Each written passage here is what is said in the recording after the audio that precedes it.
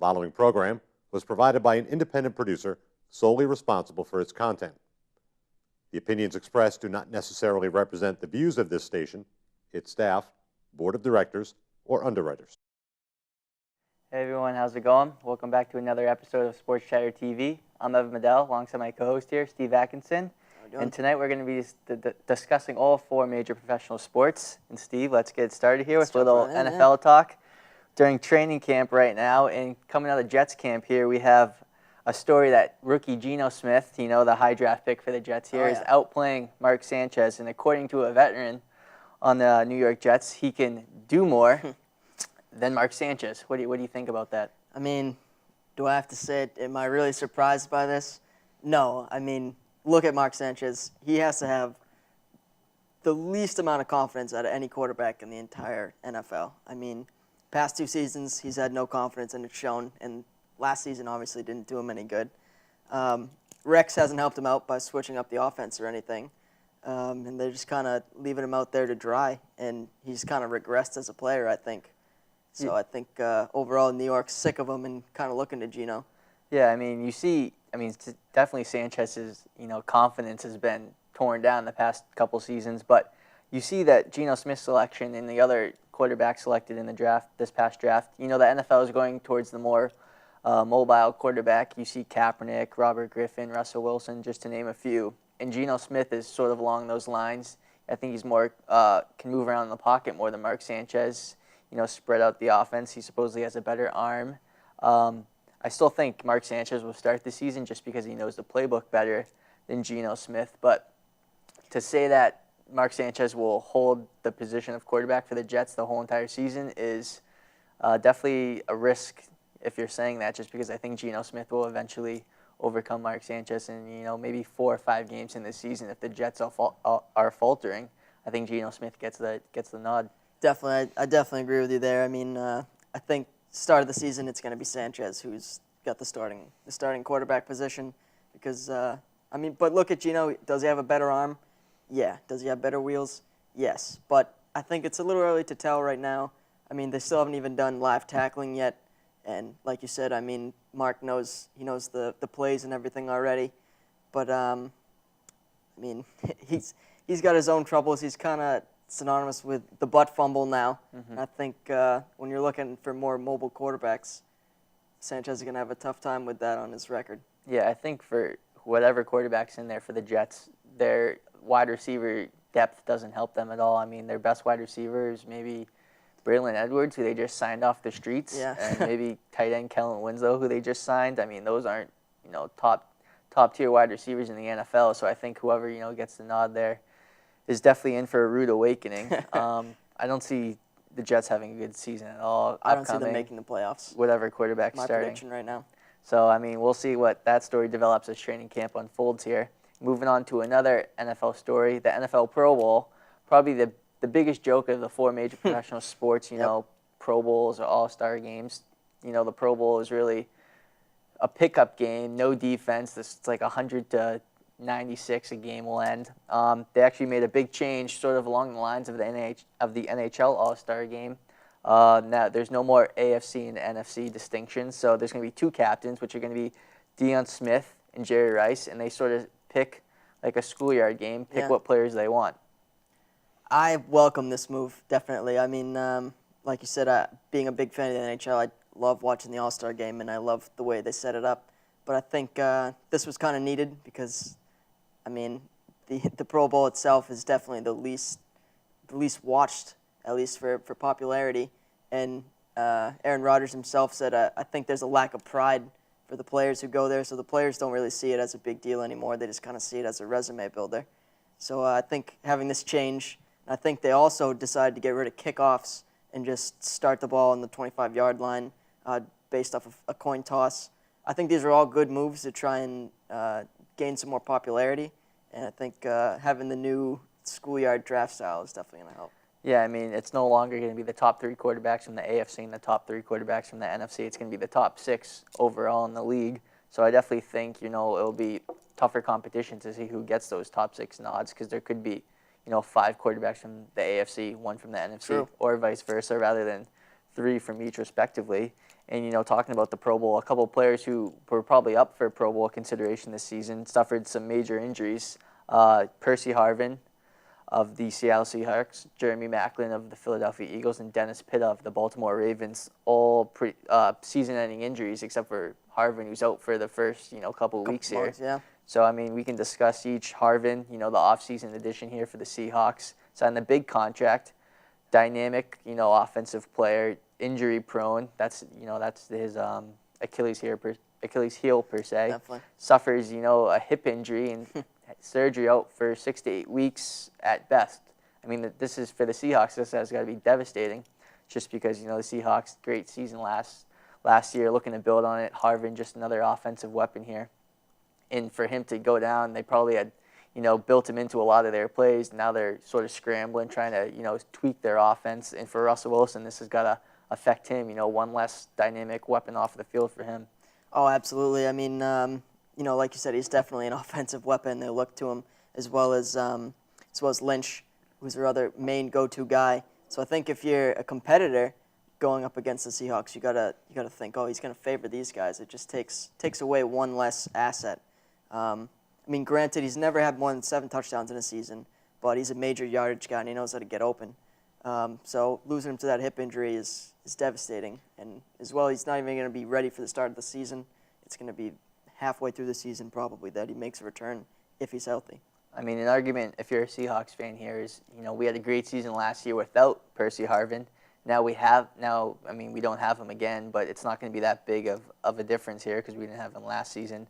But, I think it makes a huge difference because your top wide receivers, maybe Sidney Rice, who's, not really a down-the-field threat per se, big body on the outside. But I definitely think the Seahawks, have some trouble ahead of them. I think they'll still make the playoffs and be a great team, but definitely, hurts them. And I think having him back, if he's healthy, they'll definitely be a contender with the 49ers. Yeah, if they get him around, mid-season, 3/4 way, right before the playoffs, if, definitely a healthy addition, positive addition to their team moving forward for their Super Bowl aspirations. And moving on to another team, I think this was the biggest injury of the three. I was going to ask you which one you looked at more heavily. Yeah, I think Jeremy Maclin, top wide receiver last year for the Eagles. It's him and Deshaun Jackson formed sort of a dynamic duo there for the Eagles. He's out for the year. Yep. The Eagles are sort of in disarray at their quarterback position. That's, a whole other topic. But I think Maclin out, now it's pretty much the Deshaun Jackson and a bunch of players off the scrap heap here. Yeah, it's definitely hurts to lose your star wide receiver. Who are they gonna have to rely on now? Guys like Russell Shepard and DeMarcus Johnson, and with the whole debacle at quarterback too. I think this is just a team that's in disarray right now, and certainly losing Maclin isn't gonna help the situation. Yeah, this was his contract year too. Last year of his contract, definitely he was looking forward to having a productive year, get that big contract. Talks of him if he had a productive year, sort of in the Percy Harvin range, all that money, all those years, if he had a great season. But tough break for him and for another player here, Baltimore Ravens, nemesis of the Eagles, tight end Dennis Pitta, who I personally think was going to fill the void of the newly departed Anquan Bolden. Definitely, middle of the field threat with Torrey Smith on the outside. Pitta out for the year, hip injury, big blow for Joe Flacco. Yeah, I'm going to disagree with you. I'm going to go ahead and say that losing Pitta is the most detrimental right now because, like you said, they won't have Pitta, now they won't have Bolden either. So for the Ravens, having passing options for Flacco has always been an issue. And, if he's going to have to look to his returning guys, at the end of the season, these were guys that he only threw to 33% of the time. So, he doesn't want to throw to these guys. And now, who's he going to look to? Ray Rice, who had the most receptions on the team. But I think the main thing for the Ravens right now is their offense is going to change drastically to more of a run game with Ray Rice and who else? Bernard Pierce? Yeah, Bernard Pierce, their other main running back there. So you can't go wrong with giving the ball off to Ray Rice. He's one of the top 5 running backs Absolutely. in the league.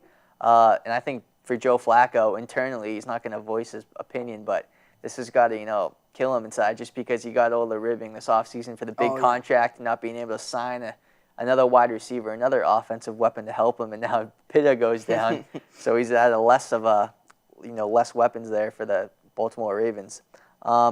Moving on to Adrian Peterson here, running back for the Minnesota Vikings, sort of came out of the woodwork this past week and said, calls BS on the complaints of the players in the NFL complaining about the new NFL pad rule for the requirements on the thigh and knee pads, and he basically says, if these new rules if they slow you down, then you don't deserve to be in the NFL.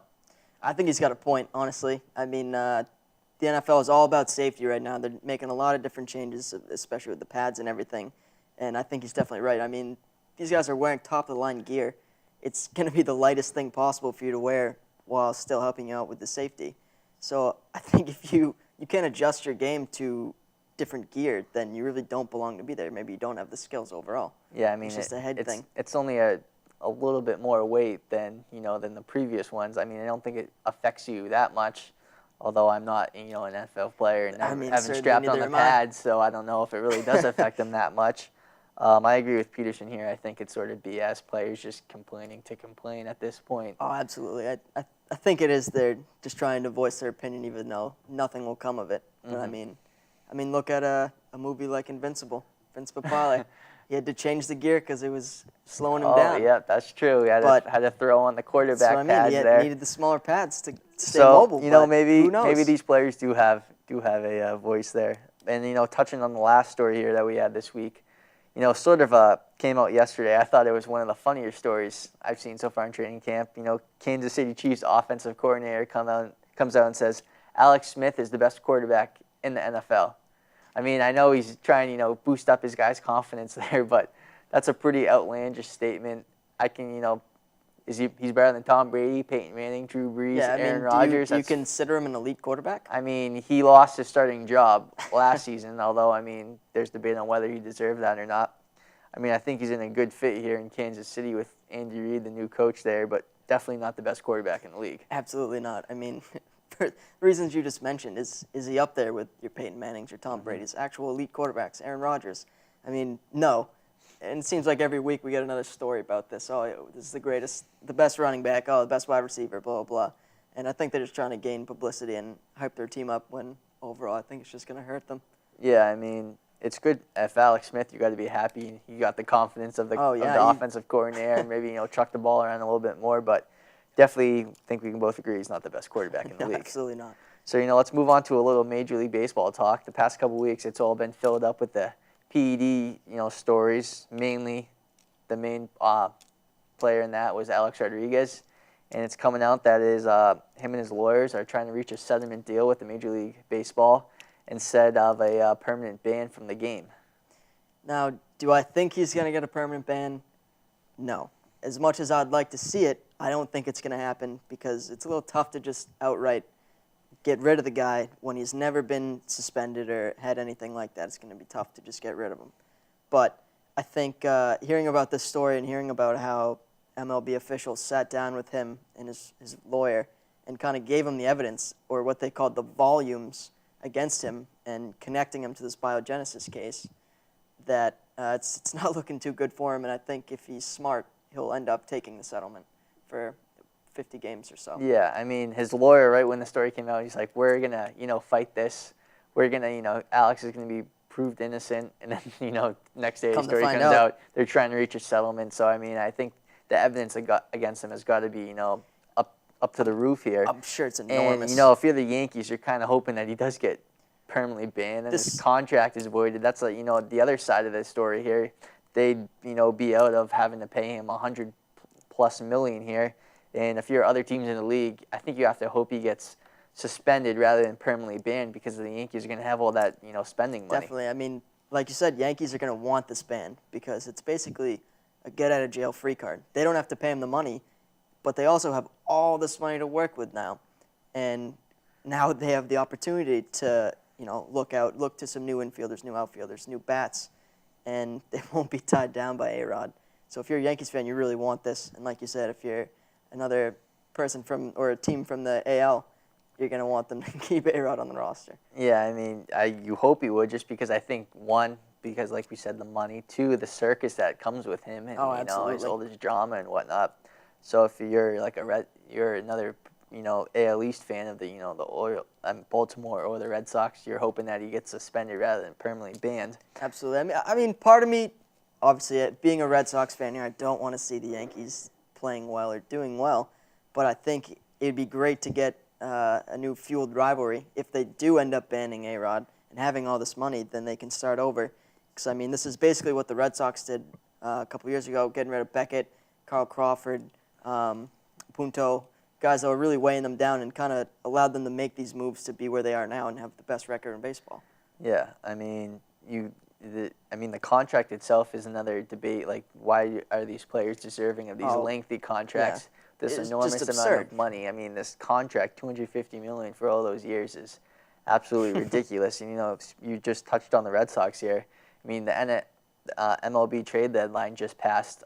Not that much action, but I think the Red Sox got the biggest headline of the day there. Trade for starting pitcher Jake Peavy, 3-way trade with Chicago White Sox and the Detroit Tigers. The main players there that was swapped. Obviously, Peavy to the Red Sox. Yep. Shortstop for the Red Sox, former shortstop for the Red Sox, Jose Iglesias, goes to Detroit. I think it was a good deal, although I would have liked to see the Red Sox get more, bullpen help. I think fans who are going crazy over this deal for Peavy are sort of, out of their mind at this point, just because they're thinking of Peavy 5-6 years ago when he was with San Diego and he's a Cy Young winner, dominant pitcher. Goes to the White Sox his first year there, did pretty good. He's sort of been on a decline. He's up there in age. I think he's, a third, fourth starter, sort of help him out with Buckholes. He's obviously injured right now. Right. I still like the deal. I think Iglesias, sell him while his stock is high. He's sort of been in decline the past couple of weeks. What are your thoughts on that? I think out of this three-way trade, the Red Sox are the outright winner by far. I mean, like you said, it's not the same Peavy that we're getting. He's kind of regressed a little bit, but he's still got that same cheese that he's always had. He tends to play a lot better in a hitter-friendly ballpark as well. So, coming from the U.S. Cellular Field where he played really well and coming into Fenway now, another hitter-friendly ballpark, he's going to play phenomenal. I think he's going to fit right in. And it kind of helps alleviate the pain with Buckles anyway, who's obviously still injured. So I think having another guy in the rotation is really going to help. Granted, I think the Red Sox needed a pitcher for the back end, not the front end. We need a better closer. Mm-hmm. But overall, still great trade. We really didn't value Iglesias that high. I mean, when you look at it, we kind of disrespected him by sending him off to another AL team. Mm-hmm. But I think it was great because obviously Iglesias knew he wasn't going to be here permanently with all the hype over Bogarts, mm-hmm. the guy we really want at shortstop.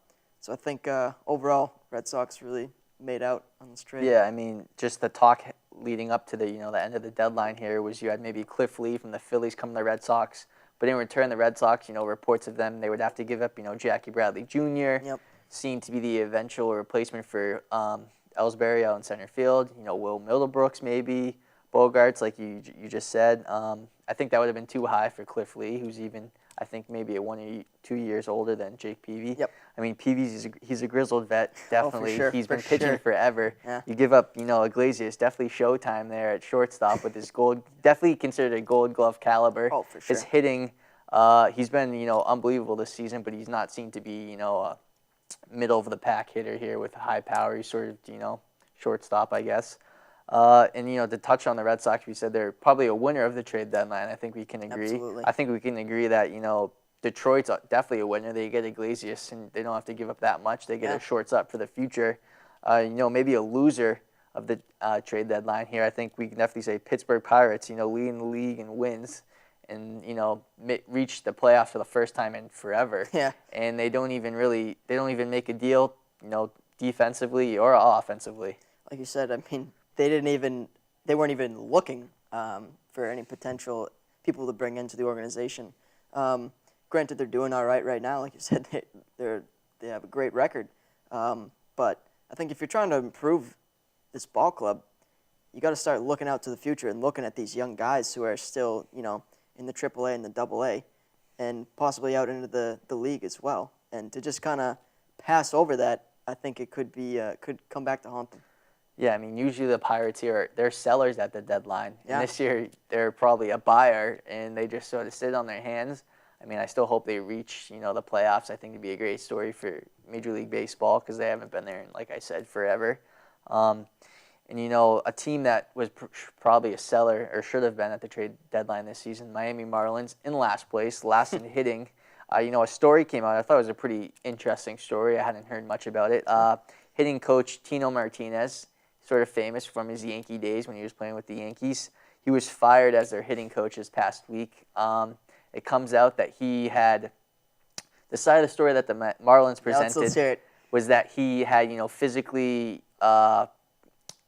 touched one of their players, supposedly grabbed one of their players by the throat and pushed him and said some explicit words to numerous players.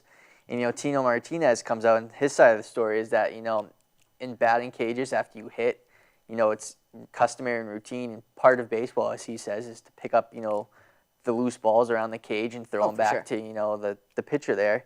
And these three players, if you're next in line, you're supposed to help pick up so then you can, hit in batting cages. And he would say, hey, pick up the balls, and the players would say, no, I'm not doing that. And he supposedly would go up and, shove them or whatnot and say, F you, explicit words. And, I mean, if you're putting your hands on a player and you're a coach, I think that's an automatic, fine, suspension, you're gone. He got the ladder there. He's out. Doesn't help that his team was last in hitting in the whole Major League Baseball. Yeah. Not a good look for Tino Martinez, to say the least. No, I mean, I think the players definitely needed an attitude adjustment. But like you said, I mean, the line there is you never put a hand on a player, and because that warrants an automatic firing, But like you said, worst hitting record. So maybe they needed that possible screaming to get the emotion and kind of get together in the batting cages. Yeah, he likened it, he compared it to his days when he was with the Yankees, and he said, me and Bernie Williams, we would never do that. We'd always, help out with the teammates, pick up the loose balls. But, hey, this isn't the, late 90s, early 2000s. True. Here players are, different. It's a different time. I mean, I think they should have still helped out. Not a good look for the Miami Marlins there. No. But moving on to the little NBA talk, not that much going on. Free agent frenzy sort of over. But story comes out, the Washington Wizards signed John Wall to a contract extension, $80 million deal here, and I think it's a good deal there for the Wizards. John Wall, one of the top young guards in the league here. Lock him up. I think he's the face of the franchise. It's safe to say. Still young, still can grow into his own. A good deal for the Wizards here, I think. Yeah, I mean, if I was the Wizards, I'd be a little bit timid just looking off their other huge contracts to guys like Arenas and Howard. But no, I think it worked out well for them. I mean, they're going to give a real young guy a maxed out contract. He's only about 22 years old. But like you said, he's a franchise player. He's the face of the organization. And I think that what they're investing in isn't so much John Wall right now and more of the player that they're hoping he's going to turn into, who he's going to progress into. So I think that's where they're putting their money. And I think overall it's going to work out for him because he's still got a lot to learn. Yeah, and another player that, for the Detroit Pistons here, to move on to them, they made a significant trade here. They got Brandon Jennings, another top guard in the league. They got him from Milwaukee. They got him. And now if you look at the Detroit Pistons lineup, they're a young team. And moving forward, their starting lineup's pretty solid. They got Brandon Jennings. They just signed Josh Smith from the Hawks there. And their big men, they got Andre Drummond from UConn, who's had a great rookie season. And then Greg Monroe to sort of anchor their center position. If you're the Pistons, they've been sort of in disarray the past couple seasons. I think the future's bright for them moving forward. Definitely. I mean, this is a team you got to watch out for all the reasons you just listed. They're bringing in all this great talent, Josh Smith, Chauncey Billups, too. I mean, they're really working around creating a great dynamic, and they're just going to be a sneaky team to watch out for. I think overall that Josh Smith is going to be there as your big rebounder, and they kind of want Jennings in there to play that role of maybe not so much the guy shooting threes, but more attacking the basket, and that's really what they need right now. Yeah, and then, move on to another guard here.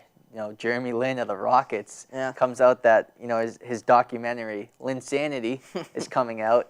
It sort of follows his journey even before he became a superstar with the New York Knicks. I think it's that What your awful opinion on awful this? timing, just because you want to release it when he's when he's hot. when he's hot. I mean, perfect time would have been during his streak there with the Knicks or right after it. It's months later. I Yeah. think. I mean, people still remember Linsanity, but I think it's the fever per se is wearing off. Oh, definitely. I don't know how good it will do. I think it would be interesting to watch because they say it starts before he rose to stardom with the Knicks. So sort of see his struggles and see how he got into the position where he was. So I think that'd be a fun documentary to view if you're definitely a sports fan and definitely a fan of Jeremy Lin. Definitely. I mean, like you said, although it was a short-lived period of Linsanity, about like 2 weeks or so, it was a pretty crazy 2 weeks. I mean, when he first comes out and he's killing it, you're thinking, oh, this is just a fluke. But then he does it again and again and again and again. And the next thing you know, you're checking Sports Center and you see that he's chucking up 30-plus points and hitting a game winner. So you didn't see this player coming. Came out of nowhere. So I think it'd be a pretty interesting documentary. But I totally agree that they kind of missed their opportunity there. I mean, when he was hot. If you're the producer for that film or director or whatnot, you got to be like, that's a lot of film probably to edit if you're following for months. But Yeah. you got to be wishing you had capitalized when the stove was hot rather than a week months afterwards. later or something. Yeah. Because I don't think people are that interested unless you're a diehard sports fan or you're a Harvard graduate maybe, Yeah. and you follow Jeremy Lin's Insaniac, career. And let's just touch on a little NHL because Yeah. we love the NHL around here. As always.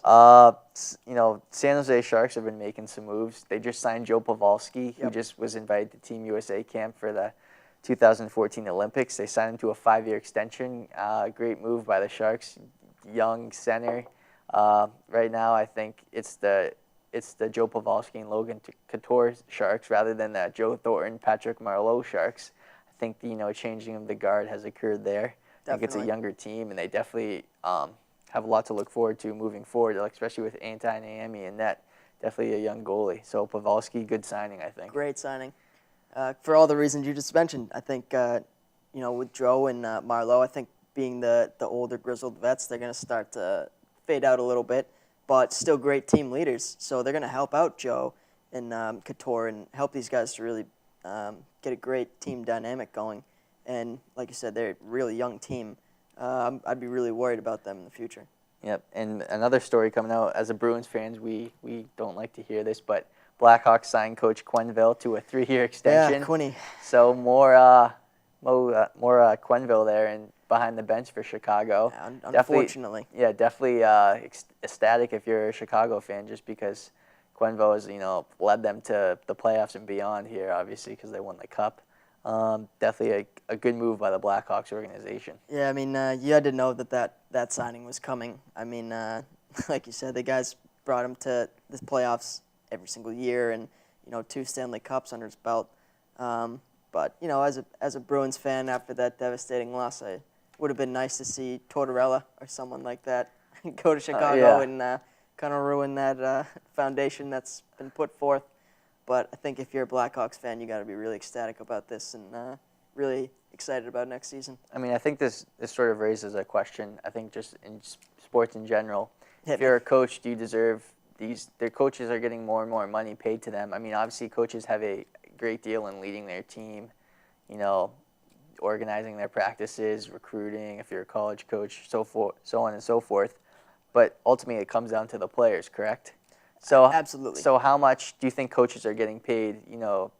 Too much maybe, just to sort of herd the cattle.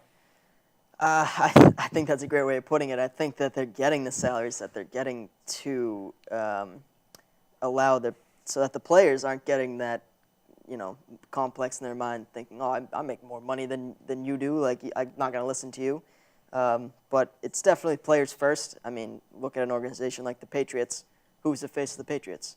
Tom Brady. It's not Bill Belichick. Mm-hmm. But I think they have to keep raising what they're paying them, these contracts, just to kind of stay on par with the players and not get left behind. But with that said, they're still putting in a lot of work. I mean, they still deserve the money, but at a certain point, it's going to get a little ridiculous. Yeah, so we'll see if more NHL coaches here going forward get more and more money. But that's it, everyone, for another episode of Sports Shire TV. I'm Evan Medell. He's Steve Atkinson. And don't forget to tune in next week for another episode of Sports Chatter TV. The preceding program was provided by an independent producer solely responsible for its content. The opinions expressed do not necessarily represent the views of this station, its staff, board of directors, or underwriters.